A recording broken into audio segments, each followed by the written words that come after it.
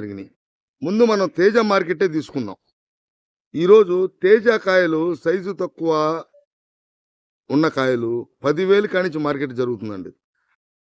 ఎందుకంటే టోటల్‌గా ఒక విషయం చెప్పాలా, అన్ని మిర్చి రకాలకు కూడా స్లో ట్రెండింగే.